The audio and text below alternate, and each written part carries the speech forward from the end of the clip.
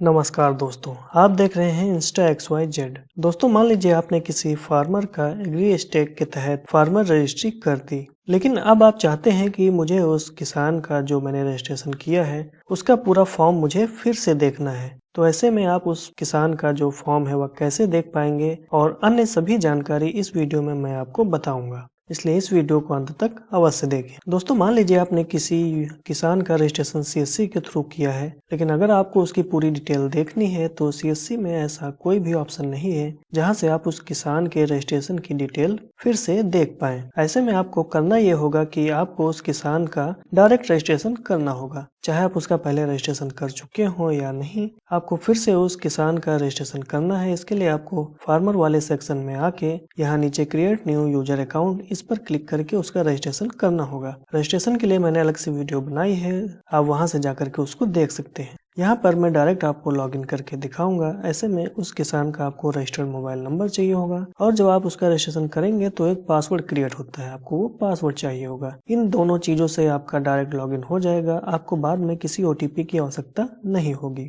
मैं यहाँ पर एक रजिस्टर्ड किसान का मोबाइल नंबर और पासवर्ड डाल के लॉगिन कर रहा हूँ। यहाँ पर मैंने मोबाइल नंबर और पासवर्ड और कैप्चा डाल करके लॉगिन पर क्लिक किया तो देखिए यहाँ पर उस किसान की जो प्रोफाइल है वह ओपन हो गई। यहाँ पर यह सिंपल सा इंटरफेस है, मैं आपको इसके बारे में पूरी जानकारी दूंगा, आप बस वीडियो को बिना स्किप किए हुए पूरा देखिए। यहाँ मैं आपको ये भी बताऊंगा कि कैसे आप इसके फॉर्म को एडिट भी कर पाएंगे और जो E-साइन आपने किया है उसका क्या मतलब है और वह जानकारी आपको कहाँ पर दिखेगी। सबसे पहले यहाँ पर देखिए होम का ऑप्शन है। होम के ऑप्शन में आपको बेसिक सी जानकारी मिलेगी, जैसे नाम, जेंडर, डेट ऑफ बर्थ और एड्रेस।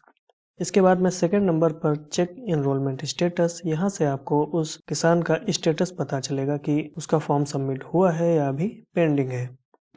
जैसे मैंने इस पर क्लिक किया तो देखिए यहाँ पर एनरोलमेंट ID, सेंट्रल ID और ये जो स्टेटस दिखा रहा है यह पेंडिंग है। साथ में नाम और कब आपने उसका एनरोलमेंट किया था वो जानकारी दिख रही है।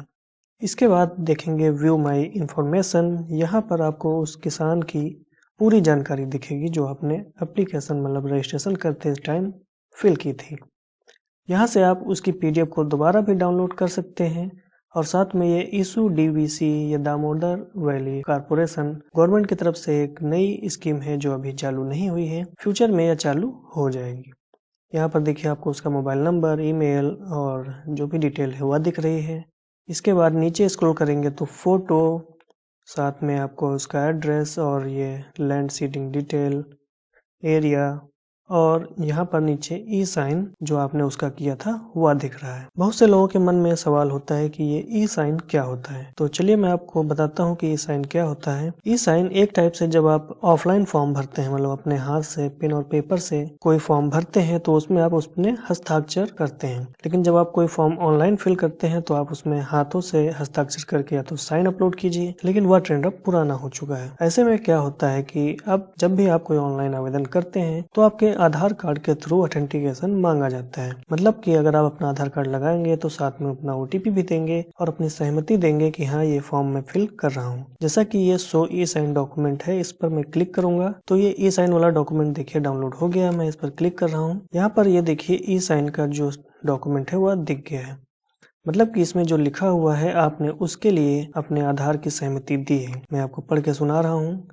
मैं eKYC के प्रयोजन के लिए अपनी आधार संख्या सहित अपनी पहचान की सूचना राज्य और केंद्रीय सरकारों के साथ अथवा डिजिटल फसल सर्वेक्षण परियोजना के प्रयोजन के लिए हाँ या नहीं प्रमाणीकरण को भारतीय विशिष्ट पहचान प्राधिकरण के साथ साझा करने की सहमति प्रदान करता हूँ।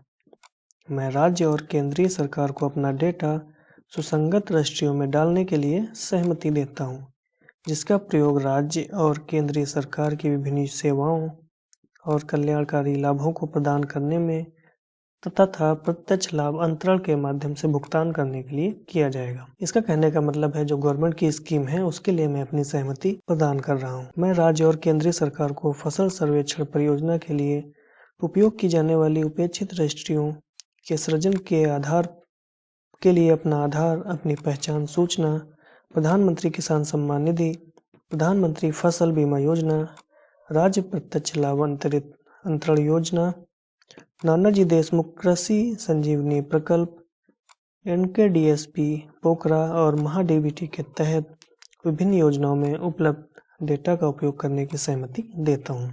मतलब कि अब गवर्नमेंट आपके इस डेटा को, जो उसकी स्कीम्स हैं, यहाँ पर देखिए प्रधानमंत्री किसान सम्मान निधि योजना, फसल बीमा योजना, जो मतलब कहने का ये है कि जितनी भी गवर्नमेंट की योजनाएं हैं वो आपके इस डाटा का यूज करेगी उन योजनाओं में आपकी सहमति लेने के लिए।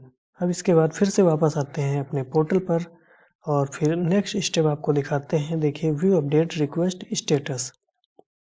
यहाँ पर अभी ये ऑप्शन इनेबल नहीं किया गया है, लेकिन जब भी आपको अपने इस आवेदन में संशोधन करना होगा तो यहीं से आपको अपने अपडेशन के लिए अप्लाई करना पड़ेगा। तो उसकी रिक्वेस्ट जो है वो आपको यहाँ पर दिखाई देगी। इसके बाद देखिए सबसे लास्ट में फार्मर अथराइजेशन। ये फार्मर अथराइजेशन है, इसमें आप अन्य किसी फार्मर के साथ में अथराइजेशन एक या एक से अधिक फार्मर जब एक साथ संयुक्त रूप से कोई काम करेंगे तो उसका अथराइजेशन यहाँ से होगा। इसी के साथ में यहाँ ऊपर टॉप में राइट साइड में देखेंगे, यहाँ पर ये प्रोफाइल और ये नाम लिखा हुआ है। इस पर क्लिक करेंगे तो यहाँ से आप अपना पासवर्ड चेंज कर पाएंगे, साथ में अपना मोबाइल नंबर भी यहाँ से अपडेट कर पाएंगे। और लॉग आउट करने के लिए आप साइन आउट पर क्लिक करेंगे तो आप लॉग आउट हो जाएंगे। तो दोस्तों यह जानकारी आपको कैसी लगी कमेंट करके जरूर बताएं। फार्मर रजिस्ट्री से जुड़ी नई अपडेट के लिए हमारे चैनल को सब्सक्राइब करना ना भूलें। मिलते हैं नई वीडियो में। जय हिंद।